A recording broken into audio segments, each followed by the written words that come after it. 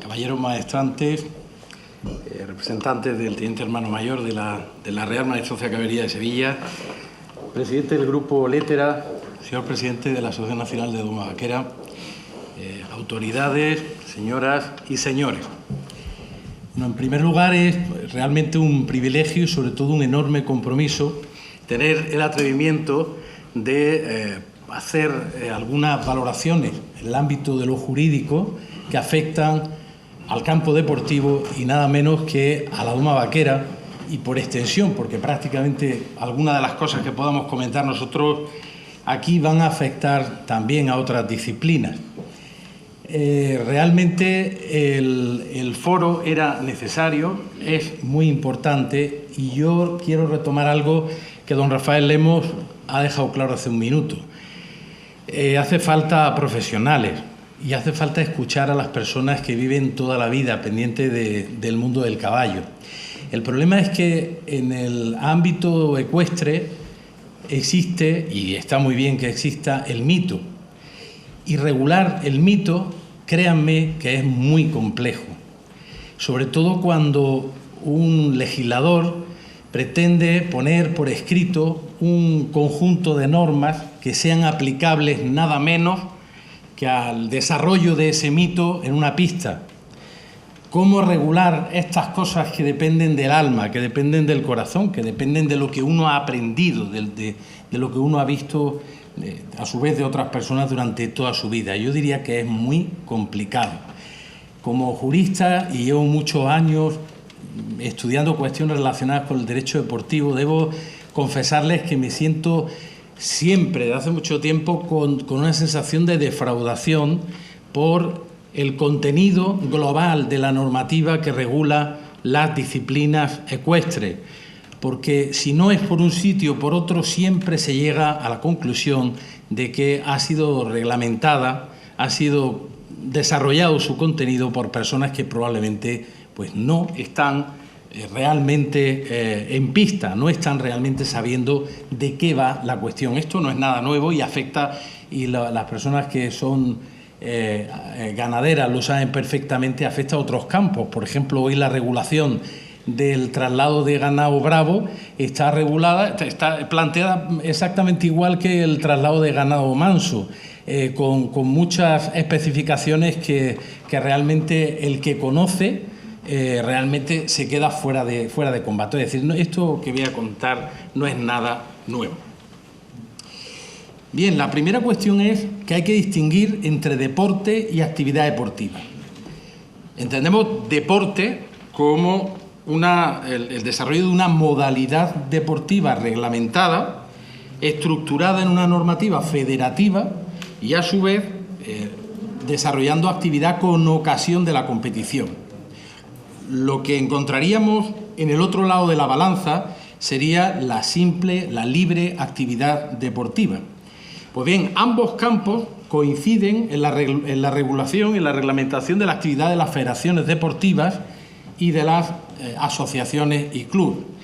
Y esto realmente complica enormemente las cosas, porque se induce a aplicar una normativa estricta de competición para otras cuestiones que no son estrictamente competición, surgiendo una enorme cantidad de puntos de vacío, de lo que llamamos lagunas, a veces difíciles de rellenar.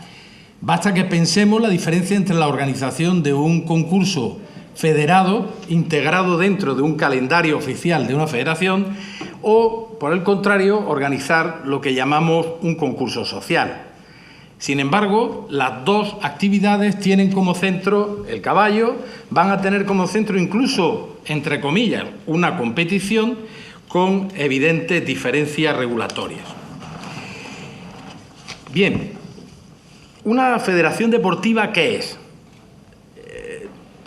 Les tengo que decir que desde el punto de vista jurídico es verdaderamente complejo definirlo. Si nos atenemos a lo que la Ley del Deporte española de octubre del 90 y que, por cierto, reitera la Ley del Deporte de Andalucía, nos dicen, pues resulta que son asociaciones privadas. En el caso de la nacional se dice entidades privadas que ejercen por delegación funciones públicas administrativas. Nada más y nada menos. Si resulta que una entidad realiza actividad delegada de la administración pública, aunque sea en campos muy reducidos, pues convendrán conmigo que el sistema de control de la administración que delega esas funciones tiene que ser, como mínimo, pues de un alto nivel de exigencia. Sabemos que la estructura federativa se configura a nivel autonómico, a nivel nacional y a nivel internacional. Esa estructura federativa se constituye sobre lo que se denomina legalmente una modalidad deportiva.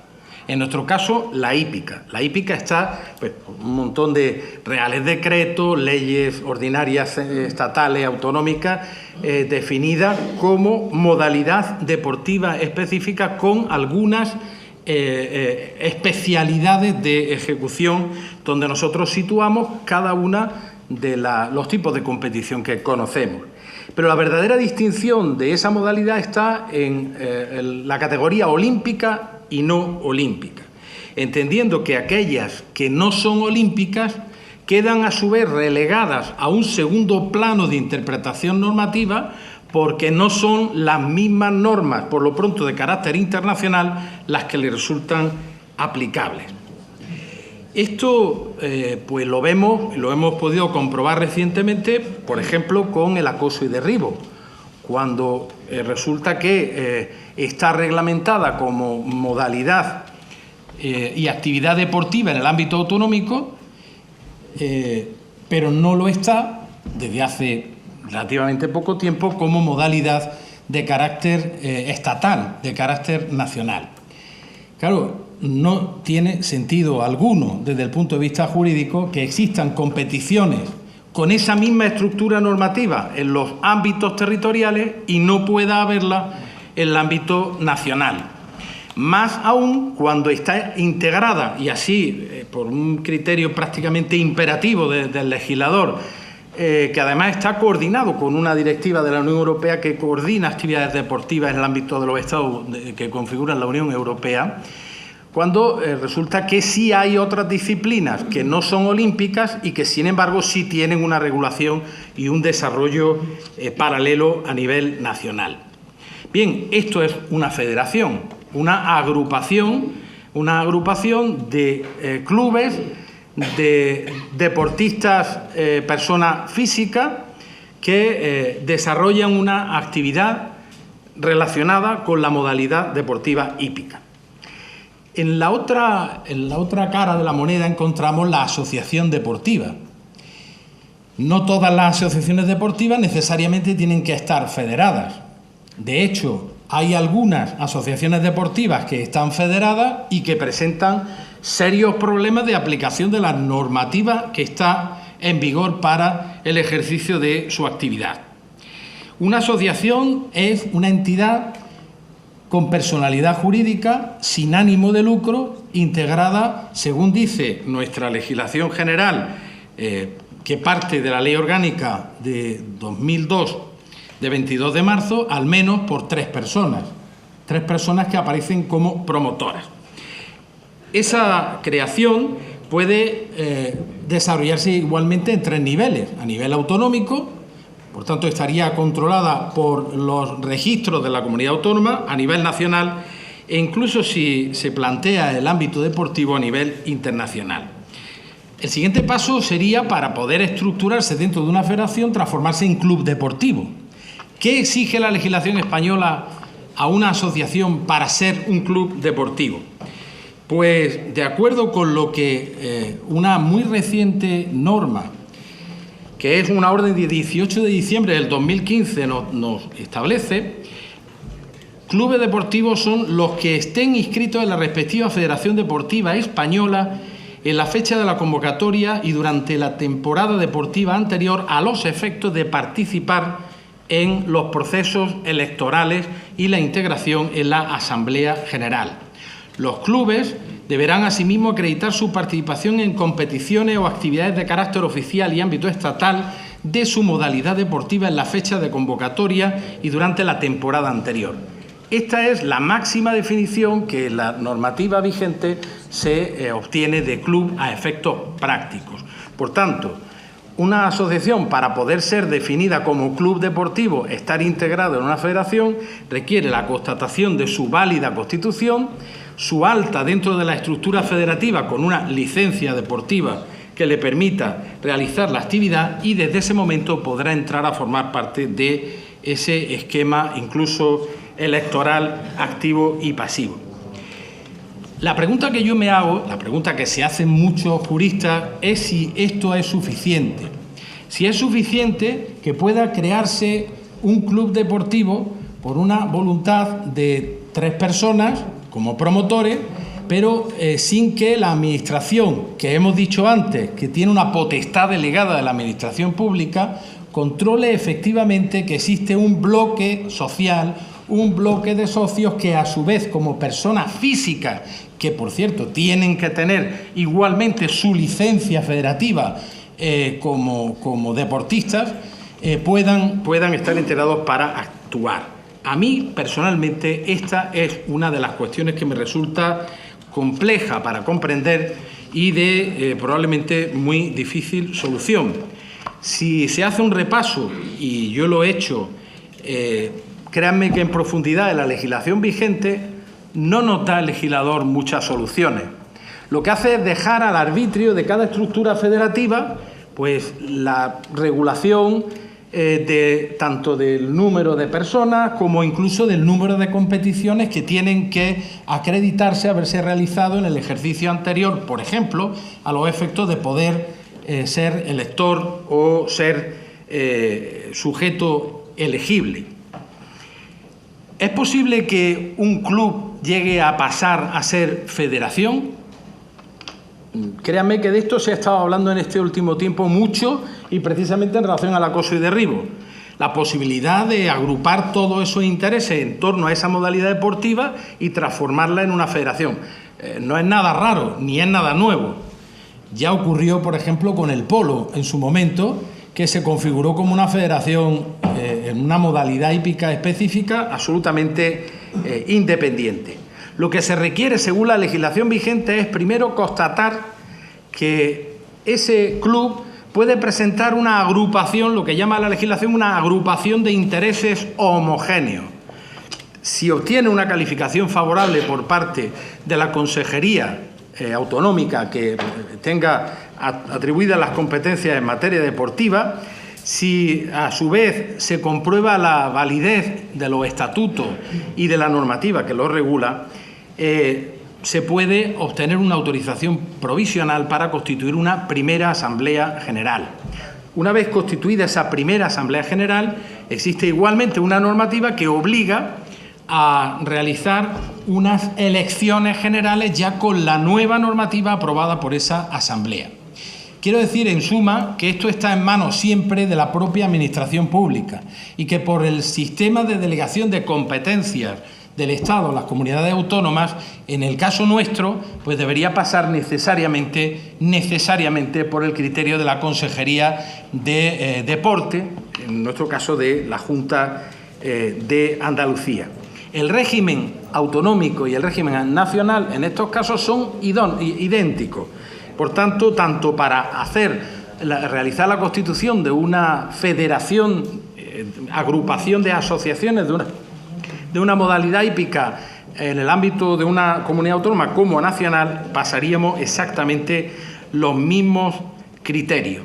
Y aquí resulta especialmente llamativo nuevamente el criterio de las normas que regulan los procesos electorales que inmediatamente seguirían a ese acto de constitución. No hay un control efectivo sobre el número de personas físicas que estén detrás de esos clubes a la hora de configurarlas como federación. Por tanto, podría llegar el caso de que la Administración pudiera hacerlo bajo una simple valoración subjetiva. Entendemos que de la documentación presentada, de las manifestaciones que hacen, incluso por escrito, los solicitantes, pues se deduce una apariencia de realidad en cuanto a la necesidad imperiosa de crear esa nueva federación que agrupe el ejercicio de esas actividades. Por tanto, y lanzo algunas cuestiones, problemas de esta normativa.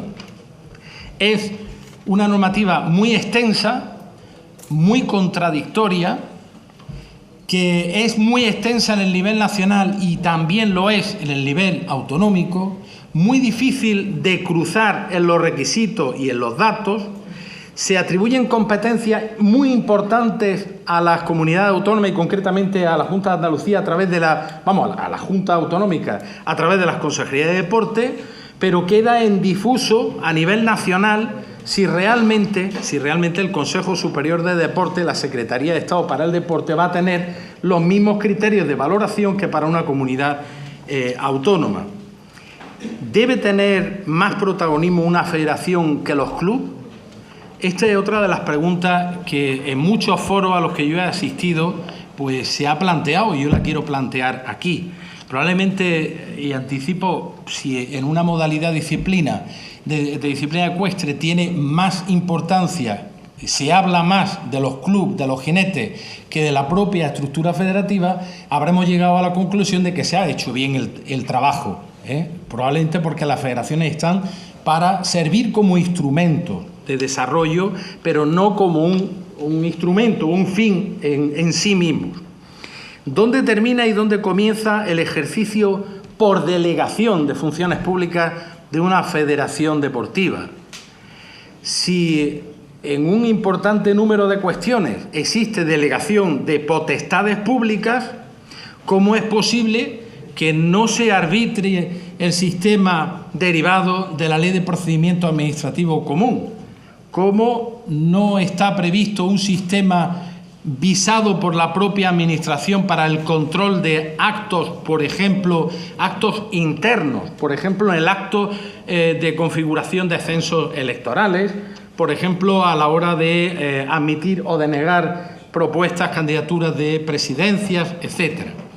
Esto, si se lee en la entre comillas, jurisprudencia deportiva derivada del Comité Andaluz de Disciplina Deportiva, con el cual yo estoy realizando un proyecto de trabajo en este momento, pues llegan a la conclusión de que en otras muchísimas disciplinas deportivas se está planteando exactamente el mismo problema.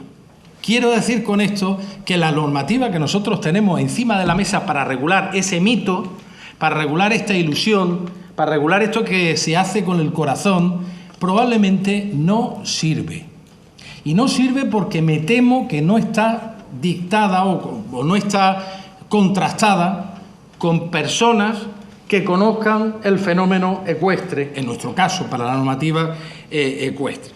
Otra cuestión, no hay una regulación específica de la responsabilidad civil patrimonial ni de los miembros de club o clubes actuantes en el ámbito de las federaciones ni de las propias federaciones. Se vuelve a entrar en un vacío absolutamente oscuro por el que pues, una junta directiva de una federación deportiva aparentemente funciona como una persona privada, pero sin embargo está ejerciendo una potestad pública delegada por la propia administración. No hay ni una sola, ni una sola norma jurídica que aclare cuál es el criterio de imputación de responsabilidad. ¿Esto qué genera? Pues que si se provoca una lesión o un daño a alguien, nos encontraremos con que irá a los tribunales y se desestimará la demanda por una cuestión puramente procesal. No, esto lo tiene usted que llevar a la jurisdicción contencioso administrativa. O al revés, esto lo tiene usted que llevar a la jurisdicción civil. Bueno, todos sabemos cómo están, desgraciadamente, los tribunales en los tiempos de desarrollo y de ejecución de las resoluciones. Si a eso le añadimos que puede estar tratándose de algún problema muy serio, pues la lesión inicialmente sufrida comprenderán que se va a materializar en un nivel verdaderamente alto. Y una última cuestión en relación a esta, y ahora trataré alguna cuestión más en particular. No está regulado tampoco el sistema de responsabilidad que se exija a los miembros ni de una junta directiva de un club deportivo, ni tampoco de una federación. Evidentemente, si hablamos de la responsabilidad de actos de juntas directivas federativas, por lo que acabo de explicar, probablemente en algunos de los sectores de su actuación deba fijarse un sistema de responsabilidad objetiva. Es decir, comprobado el daño material, se genera la obligación de resarcir. Y luego ya veremos incluso cómo podemos moderar la cuantía de la indemnización. Esto igualmente nos sitúa en un serio problema cuando, por ejemplo, pensemos en actos de gestión patrimonial sobre fondos públicos, que son, en una parte, derivados o controlados por y para la propia administración pública, con mucho mayor nivel, evidentemente, en el orden nacional. Esta cuestión es clave. Y aquí me van a permitir que le haga unas últimas valoraciones, sin perjuicio de que luego, pues si quieren, pueden plantearme sus dudas o su opinión al respecto. Si nosotros organizamos desde una asociación o un club deportivo un evento deportivo tipo A, llamémosle así, es decir, el federado, el que está dentro de un calendario de actividades, etcétera, partiremos del hecho de la exigencia de que el club tiene su licencia. Por el hecho de tener la licencia activa, está incorporado dentro de una póliza de responsabilidad civil suscrita por la propia federación, y se exigirá a los jinetes que participen que tengan igualmente su licencia particular, así como a los caballos que participen que tengan su licencia al día. ¿Nos debemos quedar ahí? Yo les tengo que decir que por la propia experiencia como magistrado en un buen número de supuestos, ahí es donde empieza el horror. Porque hay muchos comités organizadores que se han pensado que con el simple hecho de que el club tenga su licencia activa, el jinete y el caballo tengan su licencia activa, ahí se para la cuestión de la responsabilidad. Nada más lejos de la realidad. Nada más lejos de la realidad, porque hay muchos casos que exceden al fenómeno deportivo en la organización de un concurso. Y les puedo decir casos particulares vistos por mí. Colocación de una máquina de refrescos en la salida de cuadras donde están los boxes, colocación de un cable extendido justo al lado de una manguera que se utilizaba para los caballos que iban a entrar a pista. Se produce un supuesto de contacto eléctrico y unos daños graves a un menor de edad como consecuencia de esa situación. ¿Quién responde?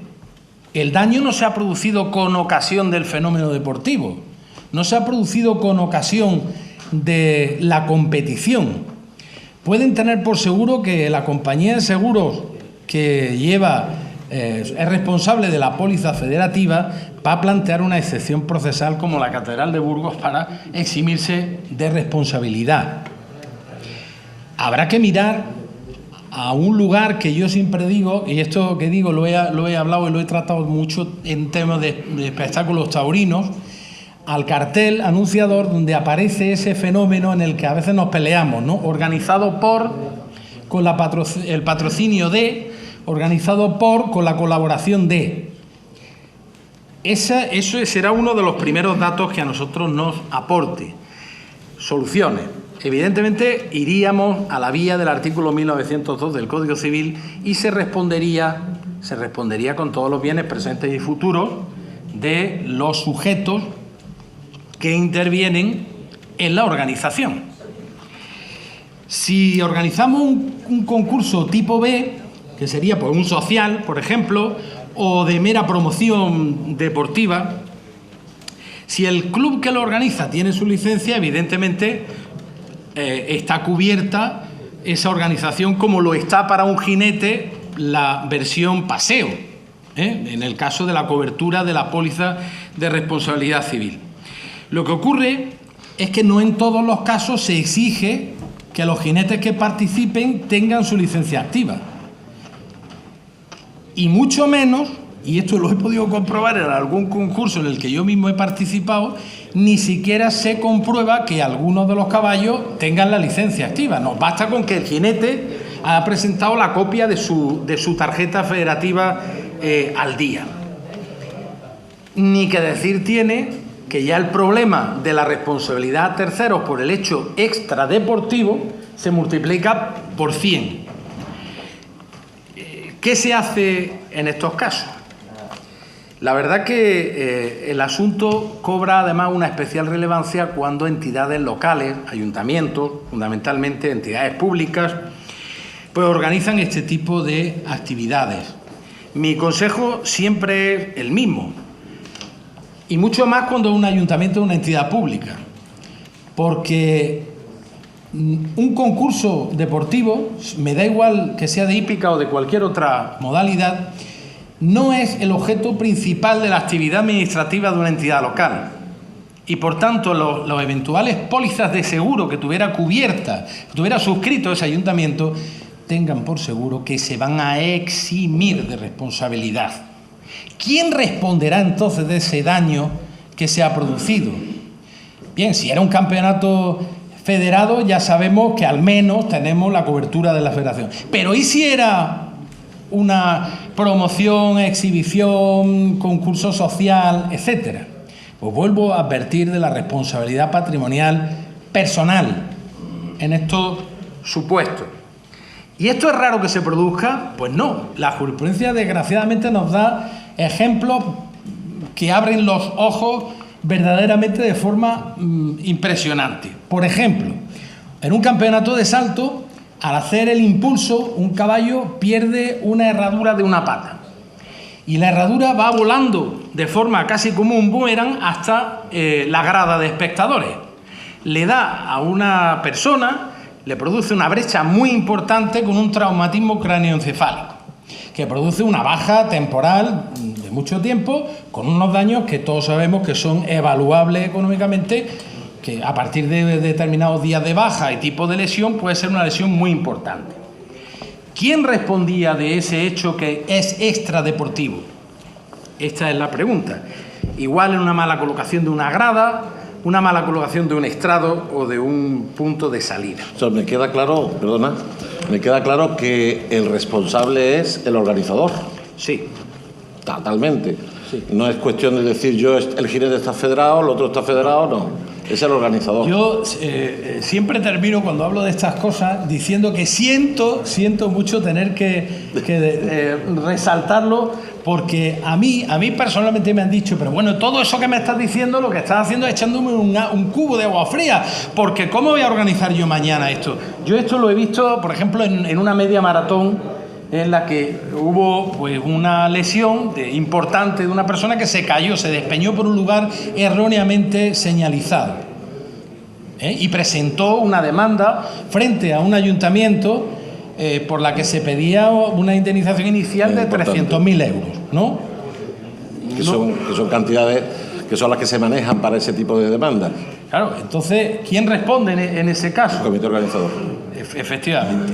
Bueno, entonces, estos son los perfiles que yo quiero dar para el debate, y reitero, muchísimas gracias por su atención. Para mí es un privilegio poder estar hablando delante de ustedes, y muchas gracias. Mira, para que me quede claro, que en la parte primera de lo que se trataba, una federación se rige internamente exactamente igual que una asociación. En principio tiene un objetivo, que es hacer una actividad. La diferencia es que la federación tiene encomendada por parte del Estado una regulación deportiva, pero también es claro de que la federación no tiene la exclusividad de la actividad deportiva de ese país en concreto. Y eso lo ha demostrado una sentencia en Bruselas últimamente a la Federación Ecuestre Internacional, cuando un agente muy fuerte, que es lo que hace falta que entren en el mundo del caballo, unos patrocinadores fuertes, en estos casos fueron el reloj, la empresa Omega, que resulta que hace su propia competición de salto, y le dice la federación, mira, que yo voy a hacer esto con este señor patrocinador, y le dice la Federación Ecuestre Internacional, sí, pero como haya cualquier deportista que está federado, ahí evidentemente yo lo descatalogaré de mi federación. Bueno, pues le ha dado le ha dado ha hecho positivo que se pueda llevar adelante esa otra actividad deportiva sin tener que estar dentro de la Federación Ecuestre Internacional. Y la Federación Ecuestre Internacional ha tenido que admitir que no tiene la exclusividad. Si lo ha admitido la Federación Ecuestre Internacional, lo ha admitido también la española, evidentemente. Efectivamente. Perdón, sí, por favor. Ahora estamos ya en turno de palabras. No se oye. A eso es una exposición de acuerdo con el currículum, que ha estado fantástico, ha comentado muchísimas cosas, pero yo ahora mismo, Juan Antonio Herrera, que es aficionado a la bombonera, soy incapaz de sintetizar lo que usted ha dicho. A mí me gustaría acceder a esa exposición que usted ha hecho para poder transmitir a los comités organizadores, porque parece que va por ahí, decir, oye, tened cuidado con esto porque puede ocurrir esto. Porque un comité organizador sabe su responsabilidad, si una herramienta sale volando y le da a alguien que está en la grada y la grada está un poquito más allá de lo que le corresponde. Debe saberlo. ¿Debe saberlo? ¿Usted cree que lo sabe? Es que... Yo quiero saber, por eso Tenemos aquí comités organizadores que pueden hablar. Como comité organizador quería referente a eso. Todos los años nosotros hacemos un seguro paralelo al Independiente, de la Casa Fuerte, conocida en el pueblo. Suelen ser donaciones también, pero no deja de ser un seguro. Y cubrimos, creo que toda... Esa es la solución, Esa es la solución. que hacemos. Pepe, tiene la palabra. Pepe Zapata es del comité organizador de los campeonatos de España de doma vaquera que se están celebrando en Córdoba. Es el vicepresidente de la Asociación de Doma de Campo. El comité organizador, si se preocupa el comité organizador, lo que ha estado hablando directamente Javier, es que tiene que estar invitado. Claro. Perfectamente. O sea, yo sé que estoy cubierto por la federación con respecto a lo que es la parte deportiva. Independientemente de eso, yo saco un seguro de responsabilidad civil de ese campeonato que vale 2.500 euros para cualquier cosa que pueda ocurrir fuera de la competición. Más un proyecto que es desacable, hay que presentarle al ayuntamiento para que te autorice a hacer esa actividad, que vale 4.000 euros. O sea, empezamos a sumar. O sea, todo eso hay que tenerlo en cuenta. También es cierto que no todos los comités organizadores jugamos por la misma baraja. Estamos viendo concursos, estamos viendo campeonatos, que no todo el mundo invierte en lo que realmente tiene que invertir. O sea, que estamos hablando de seguridad. Y eso hay que llevarlo a cabo.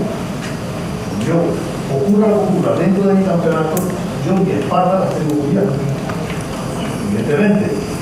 Porque cuesta 2.500, como si puede costar 6.000, dependiendo del seguro de responsabilidad que yo quiera para el Claro. Es que sí. Un grupo de personas, unos asientos dedicados, con un número determinado de asientos, con una grada, con un aforo.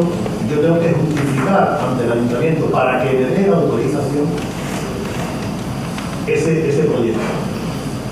Con extintores, con servicios, con mangueras, con bomberos, con ambulancia, con UBI, todo. Y eso tiene que ser así. ¿Que vale dinero? Claro. Que no se nada. Creo que tiene que ser. Mi pregunta es Sí. porque este año no sé qué fue. Aquí te ha dado prácticamente todo y los parlamentos van a organizar del orden de 3 eventos deportivos, entre ellos la Copa del Rey.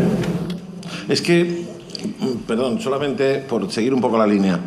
Es que yo soy de una escuela de negocio que José Manuel Lara Hernández, el fundador y dueño de Editorial Planeta, pues fue yo creo que mi padre empresarial, ¿no? Y él decía una frase muy fácil de entender: los negocios tienen que ser rentables hasta para pagar impuestos. Si usted hace un campeonato sin los elementos aquellos, usted no puede decir que no tenía conocimiento de lo que puede suceder. Al final, alguien pagará. Alguien pagará, entonces tenemos que estar cubiertos, claro que sí, hay que estar cubiertos. Pero la responsabilidad del comité organizador, hay que darle cuenta. Yo quiero añadir una cuestión. Yo, en mi historial, cada vez que he intentado aclarar estas cosas, he salido mal. He salido mal porque me han acusado, pues, estaba aguándole la fiesta, digamos, a quien me pedía la información. Yo entiendo que uno de los errores de la normativa, la impresionante normativa federativa que nos rodea, es que ha desposeído a las federaciones deportivas de la responsabilidad de cooperar, colaborar y difundir la actividad que le es propia. En el caso nuestro de la hípica, yo considero que, puesto que la Federación ejerce unas potestades delegadas de la propia Administración Pública, perfectamente podía asumir directamente el control de esos otros temas, de manera que un comité organizador no tenga que gastarse la tasa importante, que efectivamente entre 4.000 y 6.000 euros, según el ayuntamiento al que nos dirijamos, pues tiene que pagar un comité organizador. Si la Federación, como entidad que tiene potestades delegadas de la Administración Pública, actúa como garante frente a la propia Administración y nos da un certificado de visto bueno, evidentemente trasladamos el punto de la responsabilidad ¿a quién? A la Federación. Que para eso está. Porque si nosotros hemos diseñado un sistema de federación que se agota en sí mismo solo para cobrar la licencia, gestionar no sé cuántas cosas y convocar unas elecciones cada X tiempo porque toca y corresponde, pues probablemente hemos realizado una actividad perversa. ¿En perjuicio de quién? Pues en perjuicio de la afición. Claro, pero ¿tú has visto alguna vez que la Federación Hípica sea el comité organizador de nada? No, pero porque la propia normativa lo tiene diseñado así. Es que lo que hay es que verdaderamente ver hasta dónde tiene que llegar. Vamos a ver, la Federación Española, estamos hablando hípica española, sí. Eso es un reino de taifas que controla la enseñanza, la docencia, titula, no titula, hace, deshace, hace lo que le da la gana. Y yo creo, en mucho tiempo se estaba diciendo que los que estaban siempre al frente de las federaciones hípicas eran señores con título nobiliario, que tenían eso como para pasar el tiempo. Bueno, pues resulta que pasan los años, y ya no se llaman el marqués de tal, y ahora se llama pues el señor Revuelta, por decir, o se llama el señor Medina, de Sevilla. Pero están fuera, no están, lo que le está dando la sociedad para que puedan impartir ese deporte, esa actividad hípica, no lo están asumiendo. Están yendo a llevarse la cuestión política, a llevarse el dinero del federado, que actualmente es bárbaro. Un comité organizador, ¿cuánto cuesta, Pepe, o cuánto cuesta, Paco, montar un campeonato de España? ¿Cuánto le tienes que pagar a la federación? ¿Cuánto te da la federación en premios? Ni la 10ª parte. Es una barbaridad. Me ha costado este año pasado campeonato 132.250 euros. Anda. Y la Federación tiene un presupuesto de 5.800.000 euros y le da a la Doma Vaquera 13.000 euros de presupuesto. ¿Tiene WhatsApp? Joaquín, desde el plano estrictamente jurídico, porque si yo hablara como aficionado, porque yo no soy jinete, ojalá yo pudiera ser jinete, yo soy un aficionado al caballo. Como jurista tengo que decir que la Federación Española de Hípica y las federaciones autonómicas, porque me consta que esto, por ejemplo, en Extremadura es prácticamente el mismo problema, es decir, porque hay una enorme afición a la vaquera y al acoso y los problemas son perfectamente trasladables, ¿no? El problema es que efectivamente esas entidades son las que tienen que actuar como garantes, porque si no, jurídicamente no tiene sentido que yo, para impugnar un acto de la Federación, me tenga que ir al Comité Andaluz de Disciplina Deportiva sujeto a un procedimiento administrativo y a mí me digan que he agotado la vía administrativa y que ahora me tengo que ir a un recurso contencioso administrativo ante los tribunales. O somos o no somos. Y si resulta que somos, que a mí me parecería muy bien que lo fuéramos, tenemos que serlo para todo. Y la principal actuación para los que tenemos que serlo, o tenemos que exigir los que estamos aquí que lo sea, es precisamente para la base, que es la promoción y la realización de concursos. Lo que no puede hacer una entidad de ese calibre es mirar para otro lado y decirle al comité organizador, usted sabe que tiene que hacer todo esto, etcétera, ¿no? O vivir, como está ocurriendo desgraciadamente igual en el mundo del toro, de la ayuda que en un momento determinado un ayuntamiento que se echa para adelante pues quiere poner encima de la mesa. Bien. Luis Javier, muchísimas gracias. Un aplauso, por favor. Porque ¿sabes lo que pasa? Que ya llega un momento en el cual no podemos dar solución a los problemas.